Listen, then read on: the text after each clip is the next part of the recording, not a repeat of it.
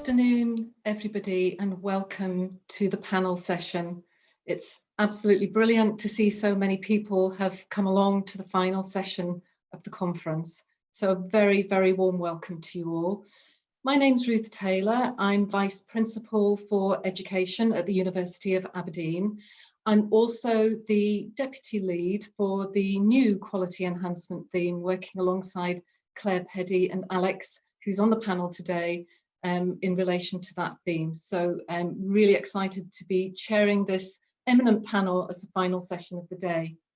I will ask the panel to introduce themselves in a moment, but I'm just going to provide a few introductory comments. I won't take too long because I know you want to hear from the panel. First of all, I just want to say what a fantastic 3 days the conference has been. There's been so much learning, so much connectivity, and so much planning for action. And action is really crucial to this panel discussion. I'm really going to be interested to hear how our panel sees the future and what sort of actions they envision for our sector. So the purpose of the panel is to draw together the themes from the conference. And as I've said, to support the focus on action, and that's something that Claire and myself are very keen to do as we move into the work for the Resilient Learning Communities Enhancement theme. I'm going to be inviting the panellists to offer their views on what they see as the future for the Scottish higher education sector. Yes, there are challenges posed by the pandemic. And as Matt Crilly said in my favourite quote of the entire conference, we are living through the wildest of times. But those challenges, yes, they will continue, but actually the opportunities that we have seen professionally for us all, I think are immense. And so it's going to be very interesting to hear some vision from our panellists. On that note, and without further ado, I'm going to ask each of the panel's members just to quickly introduce themselves, and I'll call your names out if that's okay, and perhaps start with Sally.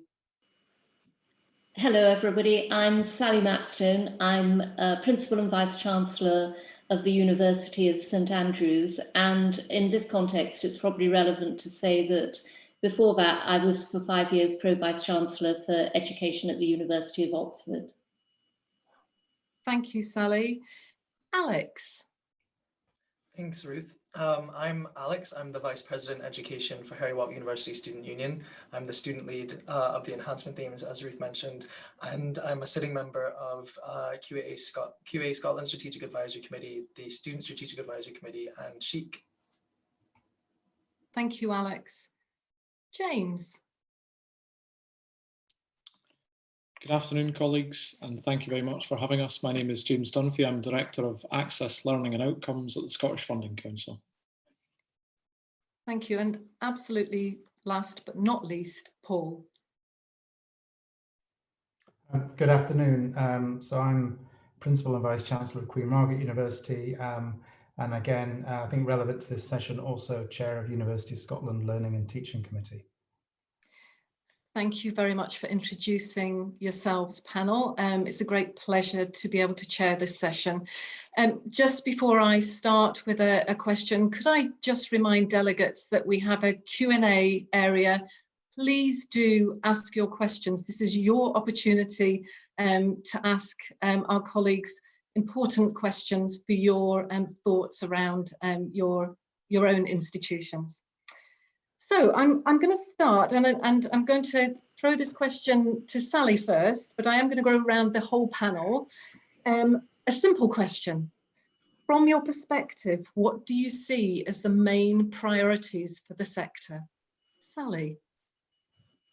Stay relevant, stay positive, and stay humane. I think there is a huge challenge for the sector to preserve its relevance and to interrogate what its relevance is. It's not going to be static in the next couple of years, or indeed in the next 10 years. I think it's incredibly important to be positive. It's actually, it's understandable to feel negative and maybe even demoralized at the moment, but we have a duty to the young people and indeed to all the learners we're looking after to encourage positivity, and there are lots of ways that we can do that. but we also need to be humane and to remember, as we work in this machine-led environment, that we are human and we are people, and it's people that makes for success. Thank you, Sally. And I'm sure that the responses that we get and will trigger some thoughts from colleagues who are in the room with us. But at the moment, I'm going to move on to Alex. Thank you. At Heriot-Watt Student Union, we actually have titled this year, we've dubbed it A Year Like No Other. Not positive, not negative, because it does have its benefits and it has its challenges. For me, one of the biggest positives that has come out of COVID-19 and this strange situation we're in is the fact that we're at a very unique turning point for the sector with this paradigm shift to blended learning, where we can adapt to the diverse needs of students and create a truly flexible and accessible environment together collaboratively as a sector. We can transform the higher education sector, setting a global precedent on lifelong learning that can be self-tailored to the student needs through co-creation, alternative assessments, and micro-credentials. But most importantly, we need to remember that we are empowering the future leaders of tomorrow, and that is the main purpose of what we are here for. Thank you, Alex. And you draw on something which I'm sure we'll get into, which is how we work together with students. I think that's been a really strong theme of the discussion that we've been having so far at the conference. I'm going to move on to Paul. Same question, Paul. Well, first of all, I'd underscore Sally's point, particularly about relevance. So I think we need to think about what that means and what is relevant, not just now, but what will be relevant in the years to come. I guess the other thing I'd want to pick out, given that the theme is around resilient learning communities, I think actually the sector needs to look to its own resilience. If we are not resilient, then I think that will lead to sort of short-termism. So there is something for me about the sector as a whole and individual institutions taking care around their own resilience, because I think through being resilient, we can achieve, I think, the many other things that we'll talk about later on today. Thank you, Paul. And James, can you offer your own view on what you see as the priorities for the sector? Sure. So I would endorse everything fellow panelists have said. I think remaining relevant is not in question. And I think actually Scotland's universities and higher education institutions have proven that through their response, which has been excellent to the COVID-19 crisis. But as we look ahead, we know that there is only change in front of us. Change in terms of the learners that need to be able to benefit from the provision that our excellent universities and colleges have. Change in terms of the jobs and the ways that people will work into the future. And so for me, it's about remaining relevant, but also paying attention to what matters inside our institutions, which is developing both our academic workforce and our student support workforce to make sure that these are not just words that we have at a certain level in the sector, but that we have a change programme which can carry through the change in a way which enables us to take care of both the health and the well-being of our staff and students. Thank you, James. Really, really helpful. And I think a bit later on, perhaps if we have time, I'd like to come back to that issue of relevance. You've all brought that up. I think that could be a very interesting area to explore a bit further. And I'm really struck by the fact that you're talking, I think, all of you, about what we're going to be doing, but also how we're going to do that. I think that's absolutely crucial too. Okay, so pulling this back in a little way to a little bit more specificity around the new enhancement theme, I of course have a particular interest in that. Thinking in particular about universities as learning communities, and we've already started thinking about what that might look like in terms of universities being resilient in themselves and us being resilient as colleagues. How do you think we are going to change as a result of this pandemic? Alex, can I go to you first? Yeah, I think one of the biggest, I'd say almost monumental things, at least from both the student and staff perspective, and just as a society, is how much we've really focused on mental health and well-being and the importance of it. That conversation has definitely been I don't want to say lurking in the background, but it's been at the back of our minds for a number of years. And with everyone facing the same challenges of isolation and with lows and highs varying day to day, it's really brought that conversation to the forefront and allowed us as a sector and as a society to look at how, we work with each other, how we go about our normal business. We'll likely end up seeing flexible working become more of a norm. The union that I work for is looking at flexible learning as definitely going forward. So I think there's a lot to be learned from the mental health and well-being side of things. Thank you, Alex. Absolutely crucial. I really like your point about how the pandemic has brought to prominence, in this case, mental health and well-being, but a number of issues that the sector has grappled with over the years, but absolutely have come to the fore over the past few months. Sally, perhaps I could come to you next. Yeah, I think it's easy to say that we'll all go digital now and we'll never come back. But actually, I think we're going to end up somewhere far more necessarily nuanced than that. We've also learned very much over the past few months how much we actually value the in-person too. And I think we will become much more fluid between in-person and online, but we're going to need to refine both. I'm sure that most people who are listening this afternoon have spent the whole week or the past few days at this conference, but there may be one or two people who didn't and who were listening to the HEPI webinar yesterday, in which case they would have heard Mary Kerner Cook, who's always very provocative, talking about how, as she put it, students' reality moves seamlessly between digital and real times, and that they kind of travel across this, and that we need a teaching and learning model that uses the power of digital to enhance that sense of community. So she was, as it was, talking about the best of both worlds. But the GISC report that's just being published this week about reimagining learning and teaching in the kind of digital context also very much makes the point that learners, the accessibility of digital to learners varies depending on the learner, both in terms of what they have available to them and also in terms of their kind of competence and skill set. So we shouldn't presume that the student or learner situation in relation to digital is uniform. Far from that. So all of these things, to my mind, speak to something which is actually very exciting, which is to sort of to get hold of what this accelerated digital world means, how it interfaces with in-person teaching, and to really maximize the potential of that. Thank you, Sally. James, perhaps I can come to you now. Yeah, I would absolutely echo Sally's points on this. Whilst automation and technology are changing the way that we live and work, the future is undoubtedly human. And if there is something that the pandemic teaches us, is that we value almost above anything else the interconnectedness that we have on a human level with each other, with individuals in our families, in our communities, and in our workplaces. So for me, it's not about rolling what we're doing right now into the new academic year and hoping for the best. It's about having a series of informed conversations. And I would go back actually to the learner. We talk about the learner an awful lot, but the truth is the learners that we want to see in our system well into the future are likely to be quite different and diverse in terms of the identities that they have. And so digital is likely to offer huge positives, but we also need to think quite critically about where and how we use it to best effect. It's pedagogy first, and also then think about the wraparound support that learners need in order to be really successful.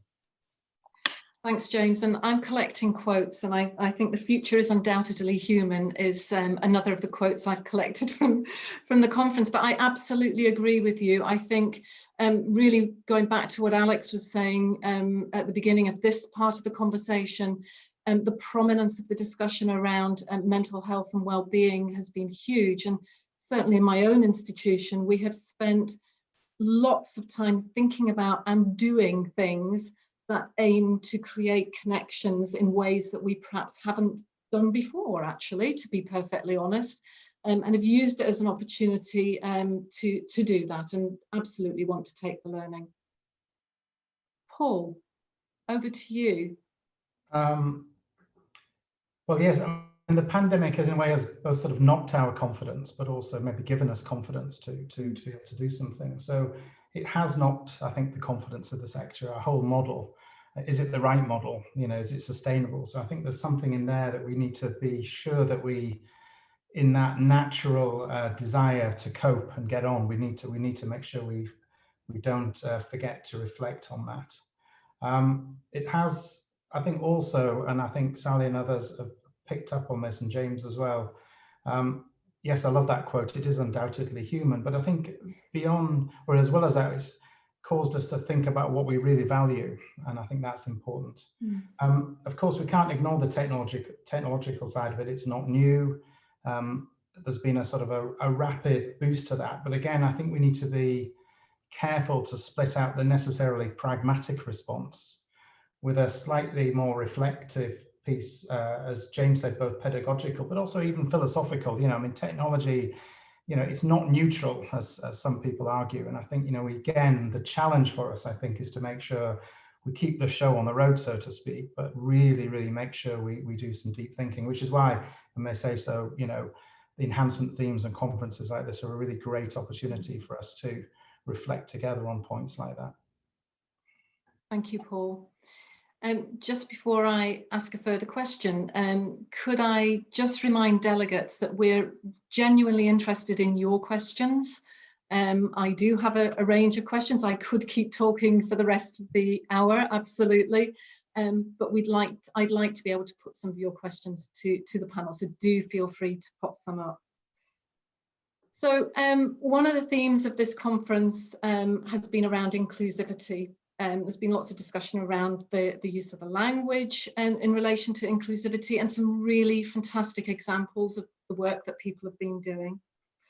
And my question for the panel this time, and I'm going to go to Paul first, is how do we know if our learning communities are inclusive? And what do we need to do to improve those learning communities, both through the curriculum and possibly the wider experience, to further enhance that inclusivity? At one level, it's quite difficult, I think, and there's an issue in there about what we mean by inclusive and to what extent we want to measure it using metrics. So we want to overcomplicate, but I think it's always important to reflect on what is inclusive. I mean, so I think there's some key issues there. I think a really important issue for me, and it's an observation as someone relatively new to the sector, is that I think there's huge efforts and really great achievements around sort of access. But I think an area that, and I think this is again when the pandemic will provide a further shock to the system, is inclusivity in the sense of sustaining people potentially in lifelong learning through that. And how do we do that? And again, really impressive work done across the sector by students' unions and by many others. But again, I think if it's going to be perhaps a different model where people come in and out of education more frequently, then less thinking about that sort of access and inclusion at a point in time, and how do we maintain that? And I don't have any easy answers to that, but I think for me there's a really important issue there. And again, I think that's the power of co-design and collaboration. I think the only way we're going to find answers,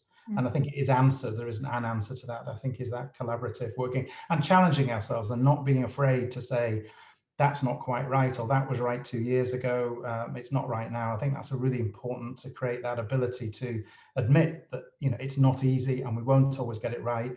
And even if we do, expectations will shift. And I think that's a really important thing as well.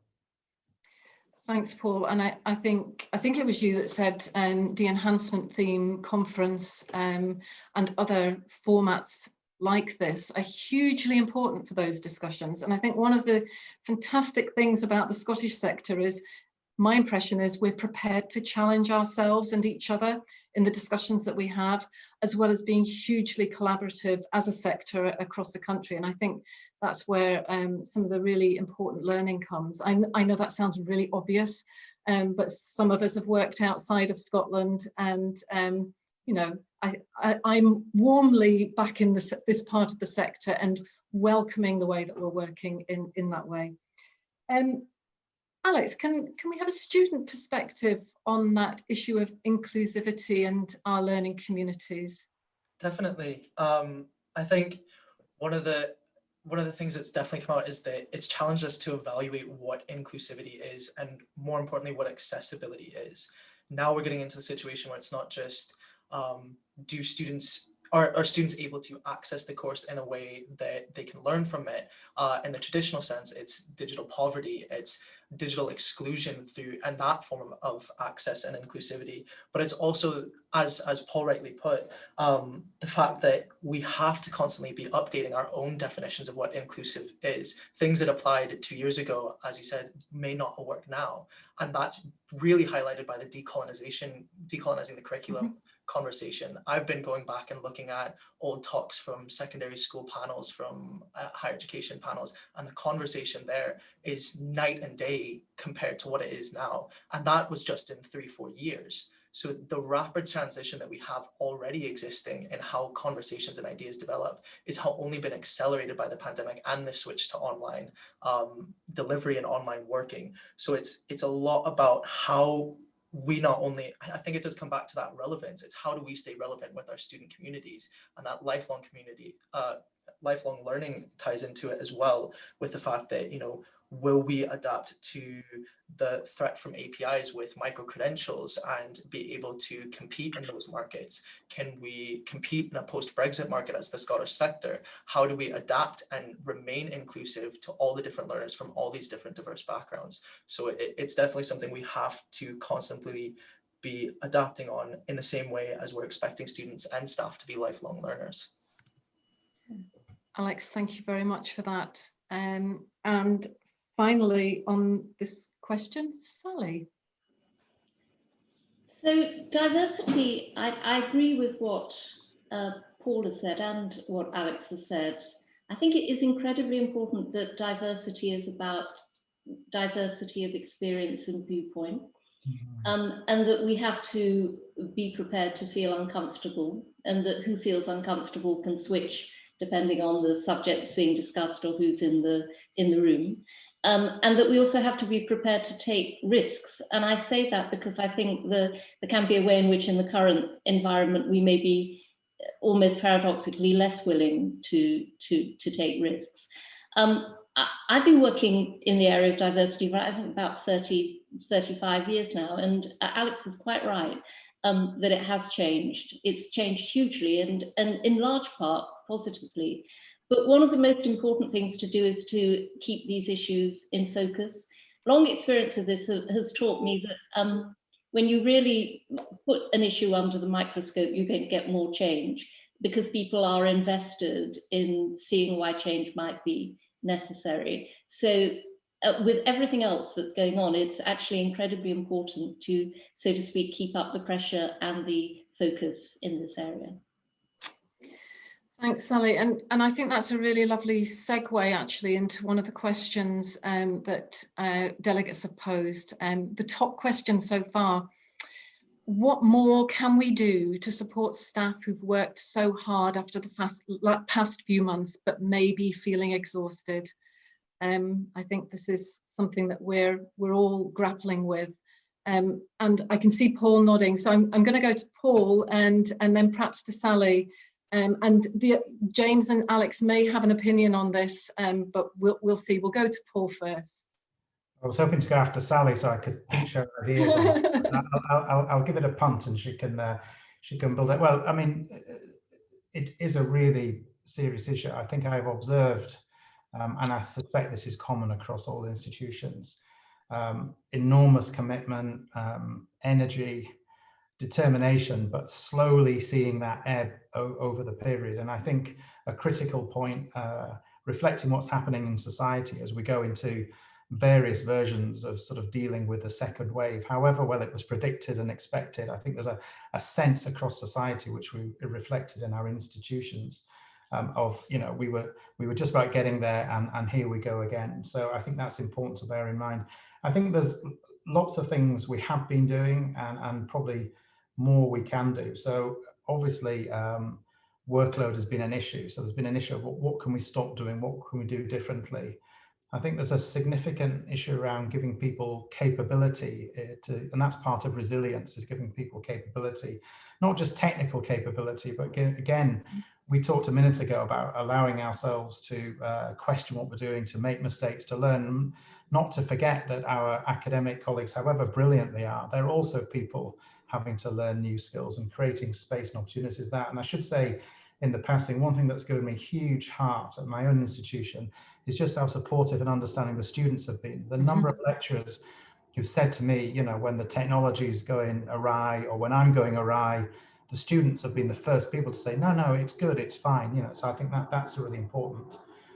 We're looking at practical things even across the really challenging Christmas break. You know, we had a couple of, and it's not unique to Queen Margaret, but we just had a couple of rest days. We just stopped as far as we could, and we asked everyone not to have a rest day and send 50 emails to your colleagues while you're doing it. And it was surprisingly effective, and we're looking to maybe replicate that again over Christmas.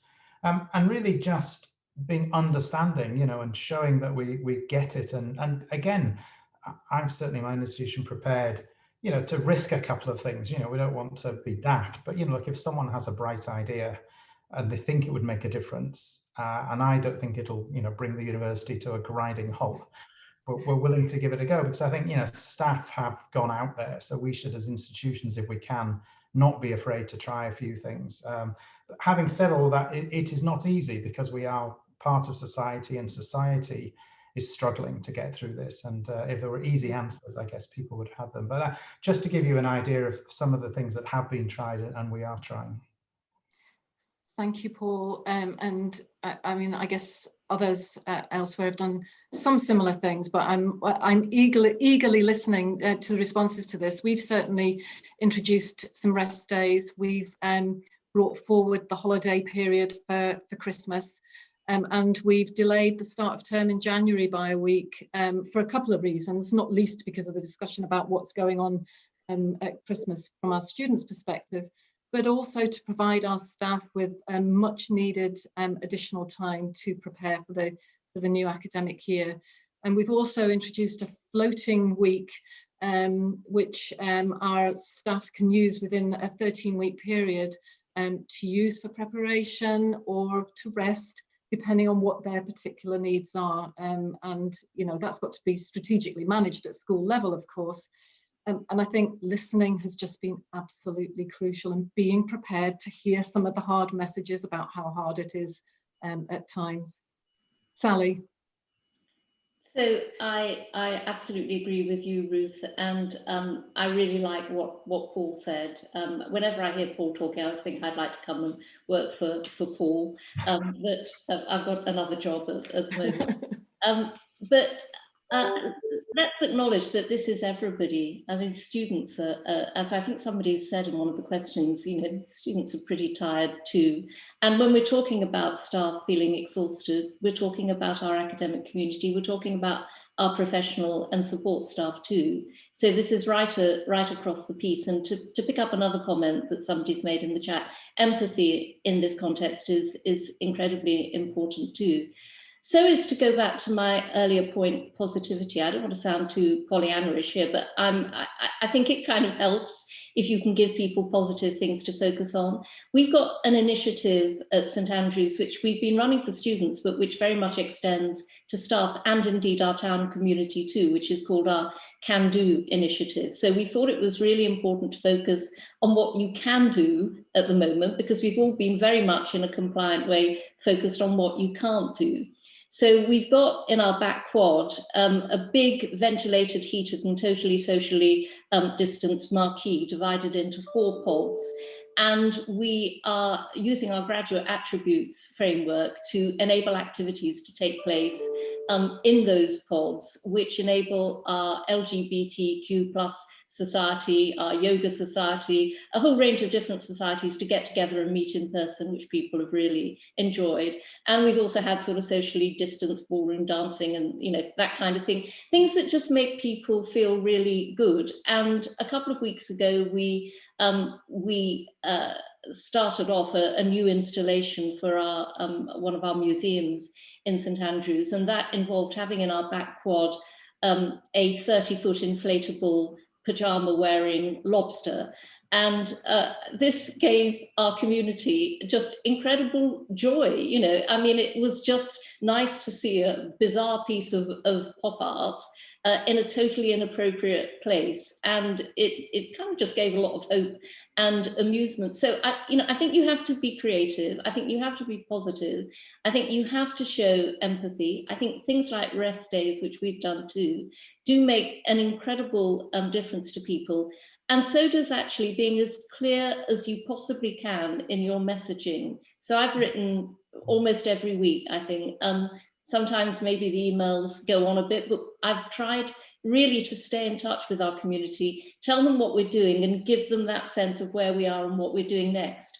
I think people have been very information hungry during the pandemic, and the more helpful and relevant information you can give them in a structured way, the more that just creates that sense that we're containing our reality and we're coping with it and we are all in it together. Thank you, Sally. Alex, I can see you've taken your mute off. Go for it. Yeah, I mean, I can't speak as much to the staff side, but you know, we've done similar things of having days off for staff for the whole university.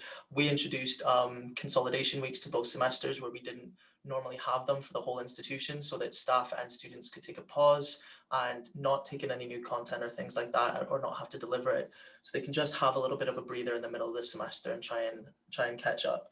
I really like the lobster thing. I think that one of the best ways to stay positive in this is to do things that go against the norm, because we're not in the norm. You know, do those things that you wouldn't normally do, be a bit creative, be a bit chaotic, bring a little joy in life to your, a little bit of joy and happiness to your life in the ways that you wouldn't normally do. You gotta stay, to refrain from saying it, but be innovative, really. And I think most importantly, as much as we do want to focus on the things that we can do and the things that can come next and celebrate that, we also want to look back on the massive achievements that the sector has had, that the staff have had. I mean, not to pull the Tory government's line of reskilling and upskilling, but we did have a massive community effort of upskilling and reskilling the staff in the sector, and did this huge switch that would normally have taken phased implementation over years, but we did it all in a matter of months, and that's a lot to celebrate. And I can speak quite frankly for the students, but we really do acknowledge that. It's great to hear that students are making that clear at QMU, Paul, because that's absolutely how students do feel, that, you know, we recognize the achievements that staff have made, but it is just a difficult situation for everyone all around, and sometimes it can be hard to stay positive. So be a bit creative, go against the norm, and try and keep the morale up as best as you can, really. Thank you, Alex.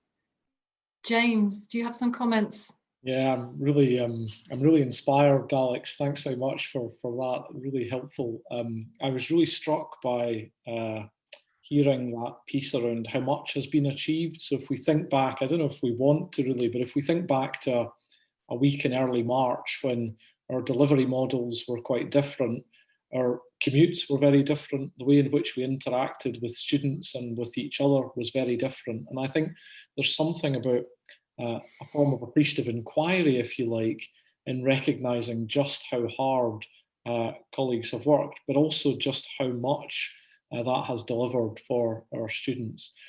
The other thing I was going to say is really that when the world is uncertain, and I think you could probably agree it's pretty uncertain right now, it's important that we don't just communicate, but that we give as much certainty as we can to teams.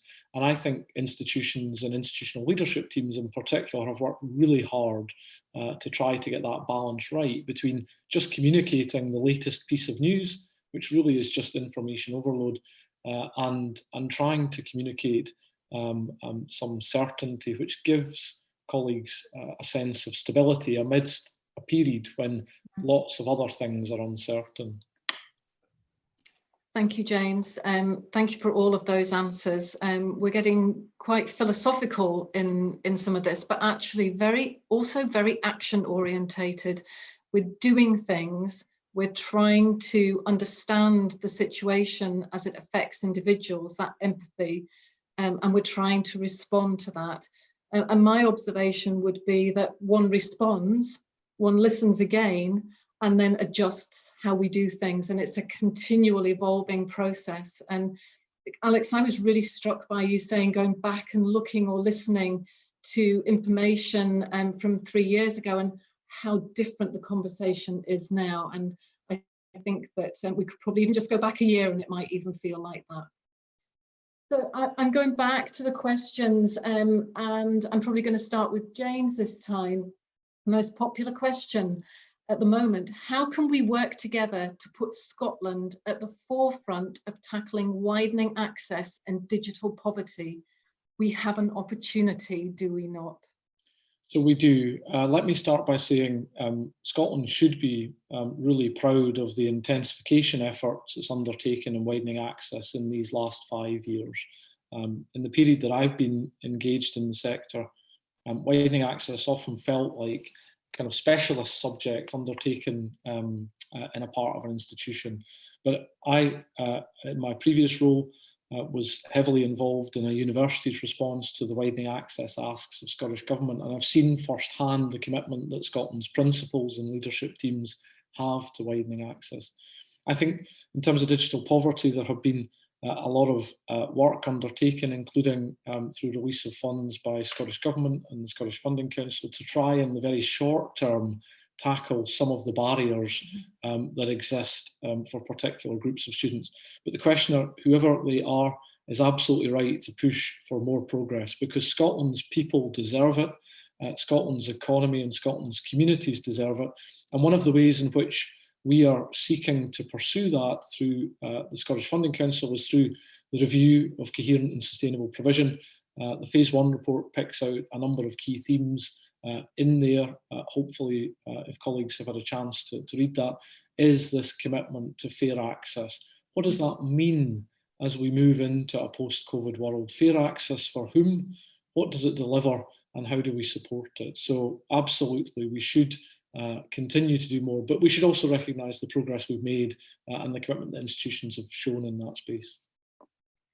Thank you, James, and really helpful to draw on your previous experience, but the role that you're in just now. And I think, again, a reflection as somebody coming back into the Scottish sector, the ability of people like Sally, Paul and others to be able to have those conversations at national level directly with the people who we can influence around this and many other areas. I think it's been very, very evident over the past few months. Paul, am I okay to go to you on this one? Yes, of course. It's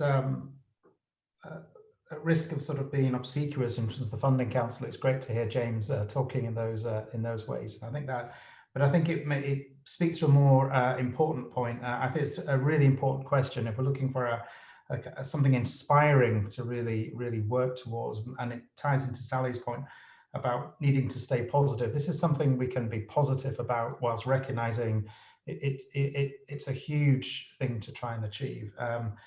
But we will only achieve it through that collaboration and of course critically working with the Funding Council. So it is important to have people like James and others who are utterly committed to this and able to work with us on it. So I think we just have to continue to be imaginative, and I think we've touched on a number of things we can do on digital poverty in particular. And again, the point I would make there are some short-term things which we can do and have done, right down to simple things like making sure people have the right equipment and Wi-Fi connections. But I think it's also looking at it a bit more deeply in time and maybe not to rest with that. I think that is important this year as we go forward. But I think if digital learning is going to become a more embedded part of what we do, and I think it will, whatever the balance is, just to make sure that we remember to keep thinking about that and not be entirely content with someone having a decent laptop and Wi-Fi access. What does digital poverty mean beyond that? Because I think it is about people's ability to learn and experience.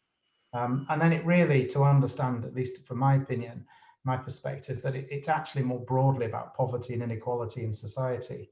And unless you sort of contextualize what you do in that, there's a danger again that we get sort of halfway towards trying to deal with what is a hugely big issue, and we don't remember to go the whole way. And so I think, but I again, and this is really giving credit to those who've been in the sector much longer than me, I've been really impressed as a newcomer to the sector at just how much genuine commitment there is to this and how much has been achieved. So yeah, but I really like this. I think this is something that we should continue to rally around as a kind of an inspiring goal that we can all share in. Thanks, Paul. Sally, are you able to comment as well? Yes, and I'm commenting partly in my role as the Access Lead for University of Scotland. It would be nothing less than a tragedy if the progress that we've made in widening access in the past 5 years was halted or seriously thrown off course by the pandemic and the aftershocks of the pandemic. And we must absolutely acknowledge that and ensure that it doesn't happen. I think all of us will probably have seen in the past year that it became much harder actually to widen access, because being able to be in touch with learners from disadvantaged backgrounds and stay in touch with them, something that our access and admissions teams regularly do, became that much more challenging when normal modes of communication were being impeded. So we've learned from that already. We've got to up our game there. But then, as Paul and James have indicated, digital poverty can be at the level of equipment, and we shouldn't underestimate that. But it also can be at the level of skills. As I said earlier, and I think this really is important, we shouldn't presume that everybody's approaching the inhabiting of the digital world from the same starting point. What you can access and how you can access it may manifestly affect your skill set and your confidence. So we need to, I think, understand as well as possible the issues with which we're engaging. We do need to understand them institutionally and individually, but we also need to join up and share our learning so that we can maximize what it is we need to know and then work out strategically what we need to do. It's great that this is a priority for government and the Funding Council. It absolutely needs to stay one. Thank you, Sally. Alex. Yeah, I really like the views that you all have shared. I'm in full agreement. I think tackling the physical side of digital poverty does just come down to investment, and that's where it gets trickier. But there are practical things that you can do in your own institution. I had the pleasure of chairing a session on the Views from the Kitchen Table event that QAA ran in the recent weeks around blended learning and sharing practice. And there are some really fantastic, innovative ways that people have not only blended technology into teaching, but into the actual classroom environment of having people who don't feel comfortable coming in and having physical classes, having remote access, having it comments cast on the board so that both students and staff can stay aware of what's happening and the conversation feels a bit more natural, although it is a bit unnatural. And I think that's one of the ways that we can look at, it doesn't have to necessarily be the physical intervention of providing laptops and providing internet access. It's merging the two and using existing technology to our greatest advantage. And I think Sally touched on a really perfect point about the fact that it isn't just about the hardware access, it's about the skills. One of the most entertaining things is talking to students who still haven't even realized that there's a calendar in Outlook that shows all of their meetings and things like that. And we're supposed to be the ones that are technologically advanced and so skilled, but we're not. It's this misconception that because tech is an integral part of our lives, that doesn't necessarily mean we understand tech. It's we understand how to use it as a consumer, but not necessarily have developed the skills that we need for using it in a workplace or things like that. So it's being able to click on an app and use that app rather than understanding how the app works or getting into the nitty-gritties of the features. But I think as well, widening access, we also need to think of going back to that idea of relevance. We need to think of it not as relevance of the HE sector, but as it stands, but as a relevance of the HE sector to the student. a lot of students or a lot of younger or mature students or things like that, different groups aren't necessarily looking for a 4-year long-term commitment. You know, we've seen a rise of graduate apprenticeships, of part-time studies. We have this conversation that we're having around micro-credentials, and it is about developing that flexible learning pattern so that students who may be in such wide, diverse backgrounds of having caring responsibilities, of, you know, wanting to just go out, get the experience, get a qualification, and just go out into the working world. You know, education and lifelong learning in the academic sense isn't necessarily for every student. I think it's about making sure that we're not just keeping relevant to society, but we're also keeping relevant to the specific needs of these students. Yeah, I think it's a really interesting time and really interesting conversations to be a part of. Alex, thank you so much. Thank you to all of you for those responses. Hugely interesting. It's a conversation. I know, Sally, you'll be leading it across the sector, I'm sure, and James, from your perspective, Alex needs to be in the middle of that conversation from what I can see just now. So I'm moving on to a slightly different area, assessment, and I will read the question out, and then I think I'm going to go to Sally first on this one. How can we empower staff and students and the wider public to embrace and enable non-traditional assessment, anything other than final formative exams? Surely this is the time to reset assessment, and by doing that we can really adapt our curricula to our current context. Sally, what are your thoughts on this hugely important area? Yeah, I think it's an incredibly important question. I'm very glad it was asked. I think it is a very complex question, however. So you're going to wonder about where I'm starting from, but you'll see where I get to at the end. So I'm so old that when I did finals at Oxford, you did 9 exams in 5 days. I mean, it was just completely unforgiving, and they would sit down. You just went in and wrote for 3 hours twice a day, and it was completely unforgiving. And the rationale was that you were being trained to run the British Empire, so it was incredibly important that you could remember all those things because you need them when you're in far-flung parts. And I'm kind of jesting here, but actually that was part of the rationale. But the notion also was there is a real virtue in being able to hold a lot of stuff in your head and then not just reproduce it, but actually argue from it. And it's very easy to say we don't need those skills now. I don't myself think that is entirely true. I would never recommend anybody doing that at that particular mode because it is exhausting in a way that actually just isn't physically good for people. But I do think there are some complex pedagogical questions in this question of, do we need students to be able to work with material? Yes, but where does kind of memory and retained knowledge play a part? And I'm all in favour of variety in assessment, and I think that we have learned a lot from the kind of rapid move to online assessment this time around. However, I don't think that moving exams straightforwardly online, in the sense of you normally do this as a sit-down exam, now we'll make it online and hope that you behave yourselves.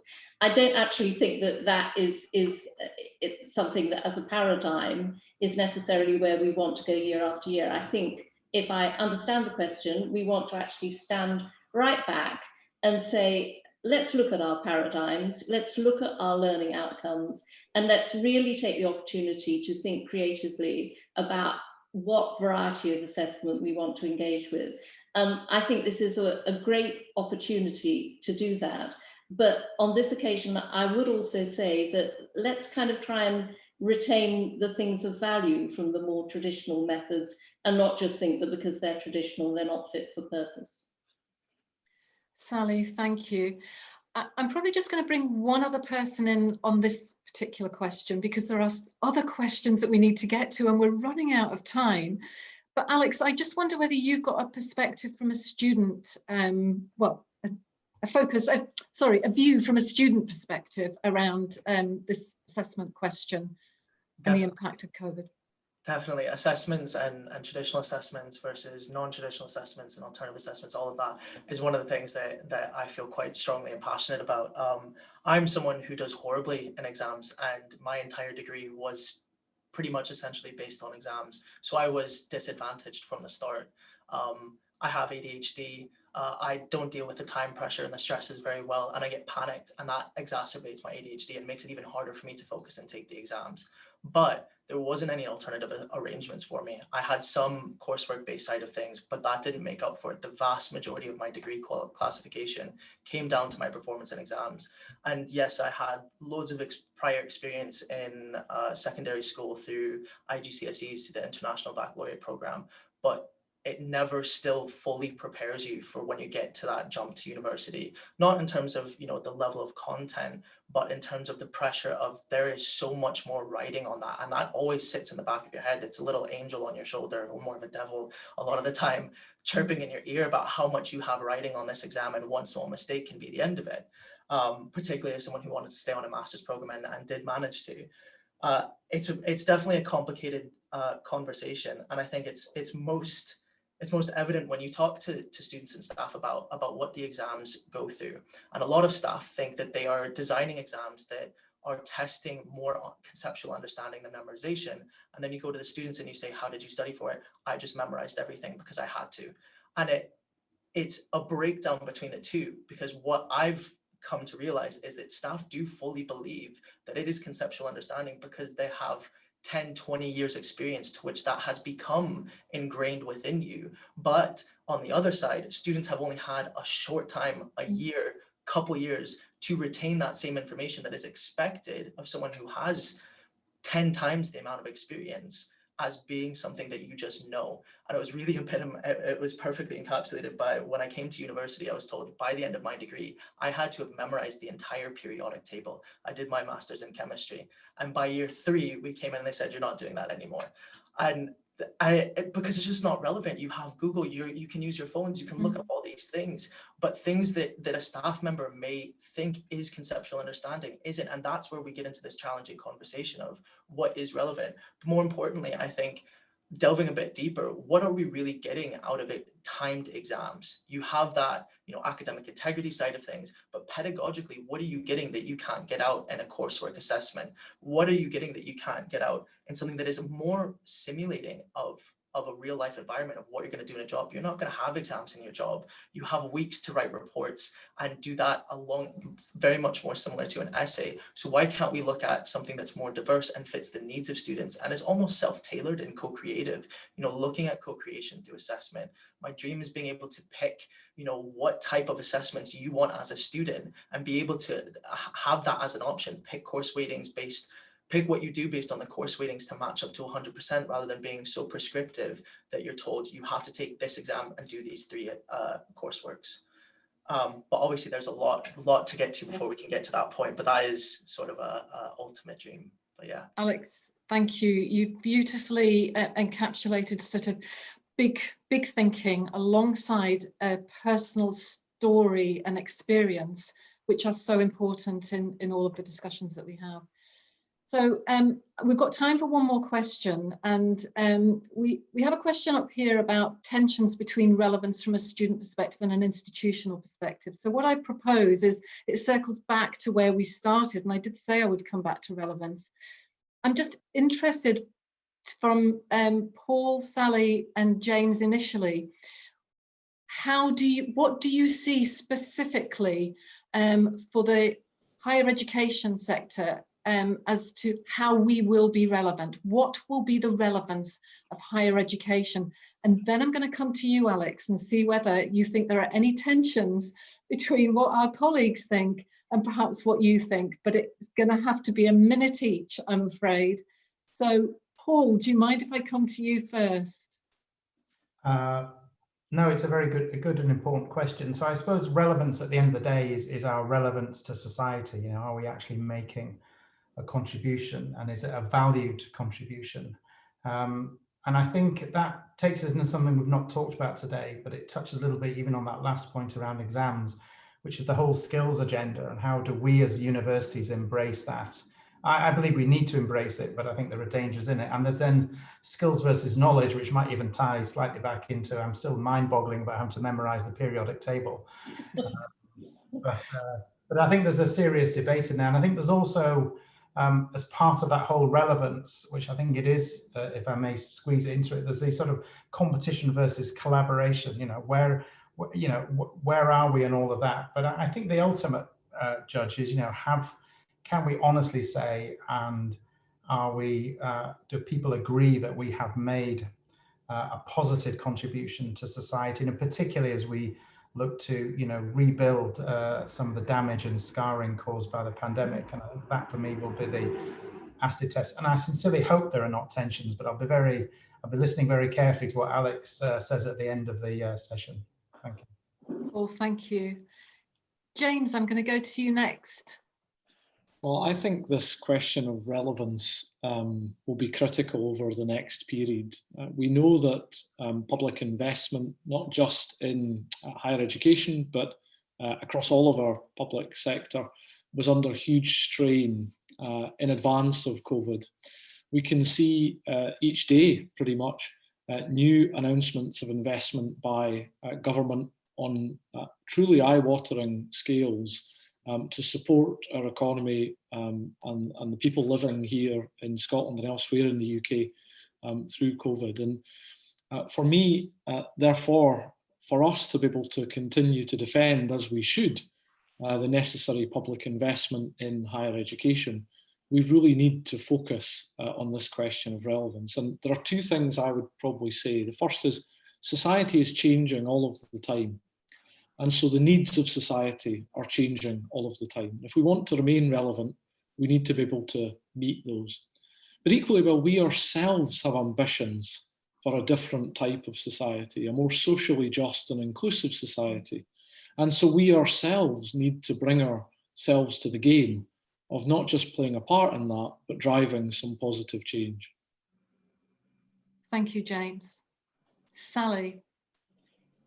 University needs to go on being transformative, but it has to do that, in my belief, across a lifetime in future. Not all our students in the future are going to look like Alex. We may be talking about people being students across a whole lifetime. So yes, we should be skills relevant, but this should not be utilitarian. Some of the most brilliant entrepreneurial and life-changing thinking has come from people who can work at that really exciting cutting edge between disciplines, and sometimes incredibly different disciplines. So we need to be imaginative and creative, as well as paying attention to the basic goods of society. Thank you, Sally. And Alex, you have a minute to tell us whether there's any tensions between the relevance of higher education as articulated here and perhaps your view on the student view of that question. I want to emphasize the fact that this is my student view this is my view on the student view of quite a large population of students that are very, very diverse. So please do not take everything I say as gospel. But to be honest, I don't think there's as much tension as maybe there might have been thinking. That idea of the positive contribution we can have to society, driving change, looking towards environmental education for sustainable development, the role that universities play within tackling climate change. It can't just be relying on the government, which students have a lot of time little to no faith in the first place. We cannot rely as individuals on the government. And so we look to universities to drive in and educate the leaders of tomorrow, as we spoke about, looking at the investments, looking at being socially just and inclusive, this conversation we have around decolonization and how widespread that is and how deeply felt it is to a lot of students. It is something that they're really, really pushing for. I mean, if we look to NUS and the direction they're taking with it, it's a perfect example of how much it resonates with students. And that, yes, society is changing. So hence the caveat in that even the things that I'm saying now may not be relevant in a couple of years' times, although climate change and decolonization absolutely will be. There will be other things that students have this focus on, but that entrepreneurial and multidisciplinary, being imaginative and creative, those are all key points for students. We don't want this traditional utilitarian type of style. We want things to be innovative. We want things to be new, and we want to be involved. Most importantly, we want to be co-creative. We want to have our say in that educational experience and self-tailor it. It ties in very much with what Gen Z students are looking for from their educational experience, and the fact that they're not looking to fight for inclusivity, they expect it. They don't want to have to be having marches and all of this stuff to fight for equal rights. We expect that we should be treated equally because that's how we view each other. There isn't this bias that we have towards each other, and we want to have a welcoming and inclusive environment together. Thank you. I want this conversation to carry on for longer, but we can't. We've come to the end of our session. I want to say thank you so much to the panel. It has been absolutely fascinating to hear your responses to the questions that our delegates have posed to you. And there were loads more questions too. We just haven't had a chance to get through them. So thank you so much. It's been absolutely brilliant.